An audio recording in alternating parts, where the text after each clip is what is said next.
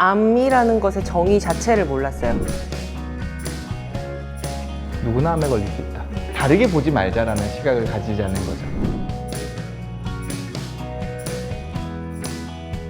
오늘은 암 경험자분들의 민간요법에 대해서 한번 얘기를 해보고 싶습니다. 진단을 받고 난 이후부터 정말 많은 사람들에게 이게 좋더라, 저게 좋더라, 이거 해야 된다더라, 저거 해야 된다더라 라는 맞아요. 이야기를 하죠. 네, 이제 카더라 통신들이 있는데 정말 인터넷에는 여러분 엄청나게 많은 민간요법과 제품들이 있어요. 후기가 화려해. 다른 거 다 필요 없어요. 네, 보면. 맞아요. 이것만 하면 돼. 맞아요, 네. 맞아요. 일부러 그런 거를 더 자극적으로 막 사연을 후기처럼 막 적어놓는 경우가 있죠. 그 광고니까요. 그럼에도 불구하고 이제 수술 전이나 뭐 이렇게 불안해서 병원에서 하지 그쵸. 말라 그래도 이제 그쵸, 드시는 분들 맞아요. 계시거든요. 네. 저한테 오시는 분이 이게 정말 필요한가요? 라고 얘기할 때 일단은 말씀드리는 게 첫 번째 원칙이 있어요. 이게 정말 필요하면 국가에서 건강보험으로 이거를 예, 치료의 하나로 병원에서 팔 거예요. 보험에 적용이 되면서. 맞아. 예, 근데 광고에서 확실하다고 얘기하는데 이게 보험 적용이 안 되네? 이러면 그건 일단 불확실한 거죠. 아직까지는. 그렇네요. 의사쌤이시니까 이런 거를 말씀해 주시니까 엄청 도움이 되네요. 암과 관련된 비즈니스 마케팅인데 그게 100% 무조건 나쁘냐 혹은 100%다 뻥이냐 하면은 약간 애매모호한 구석들이 있어요. 그렇다 보니까 이거를 구분하는 건 좀 필요해요. 네. 그 중에서 제일 안 좋은 건 내 몸에 해가 될 수 있는데도 불구하고 이게 마치 암을 극복할 수 있는 것처럼 포장되어 있는 것. 이건 위험한 거죠. 그리고 또 한 개 영역이 더 있어요. 이거는 암의 치료에 도움이 된다라는 의학적인 보고는 있어요. 근데 이게 반드시 암 치료에 필요하다라는 것까지는 아니에요. 이 영역은 민간요법이라고 하기엔 조금 애매하지만 그렇죠. 고민의 영역은 맞아요. 그리고 보시면 이 암에 좋다라는 음식들이 유행이 있거든요. 그래서 이렇게 돌아요. 일단 무슨 버섯부터 시작해서 씨앗, 뭐 무슨 동물부터 이게 도는데 참 재밌는 건 그렇게 한번 유행을 하잖아요. 그러면 중금속이 딱 검출이 돼요. 그럼 그 다음부터 그게 싹 사라져요. 다른 이제 제품들이 나와요. 그럼 걔도 또 뭔가 이제 이슈가 되면 또 없어지고. 그러니까 일례로 이전에 펜벤다졸 한번 엄청 유행했잖아요. 맞아요. 근데 보면 좀 너무 위험한 거 대구충제죠. 아닌가? 네, 위험한 거 아닌가라는 생각이 막 들었는데 제 주위에 이제 암 1기이신 분이에요. 그렇게 이제 위중하지 않은 상태에서 그냥 치료를 잘 받으면 되는데 직구를 해가지고 가지고 있다.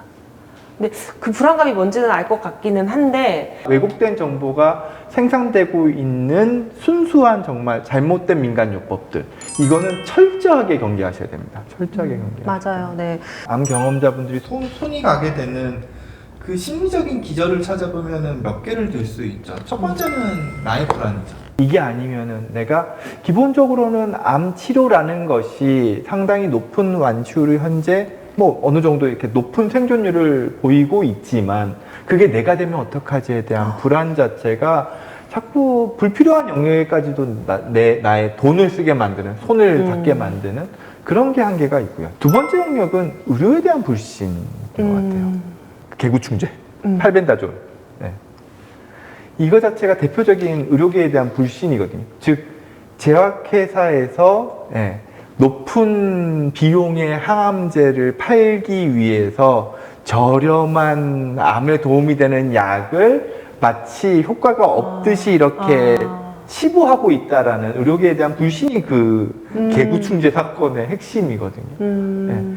내가 충분히 의료적인 혜택으로 의료적인 진료를 통해서 나의 암을 관리해낼 가능성이 높음에도 불구하고 내가 지금 치료를 받고 있는 이 진료를 충분하게 신뢰할 수 없다라는 마음이 있으면 불필요한 영역에까지도 자꾸 손이 가게 되죠. 그 대표적인 영역이 사실 자연치유 영역이에요. 그게 진짜 네. 모르겠어요.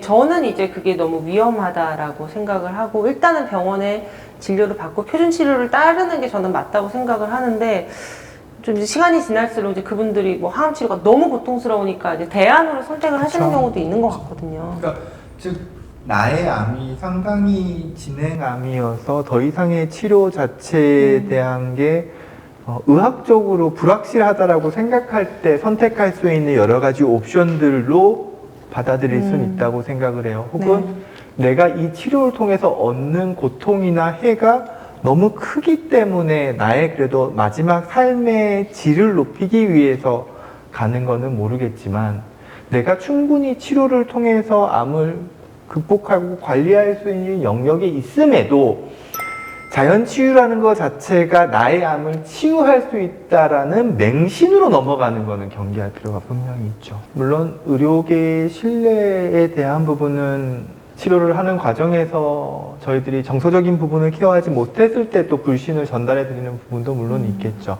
하지만 이런 건 있어요. 우리나라뿐만 아니라 전 세계의 주요 암 병원들에 대해서 시행되고 있는 의료적인 암 치료는 기본적으로 미국에 있는 NCCN 가이드라인이라는 걸 따릅니다. 그거는 미국에 있는 암 병원을 관장하는 이제 미국에 있는 암 관련 기구, 국가기구인데요. 거기서 기본적인 모든 암 치료와 관련된 부분은 상당히 구체적인 그 치료 방침들을 다 정해놓고 있어요. 치료 프로토콜이라고 얘기를 하죠. 이런 경우에는 이렇게 대처해야 되고, 이런 암에서는, 이런 병기에서는 이런 치료를 해야 된다는 게 상당히 구체적으로 정해져 있고요.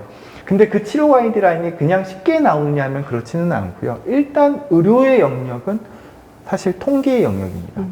많은 사람을 치료했을 때 가장 확률적으로 높은 치료 확률을 보이는 치료 방식을 채택을 해요.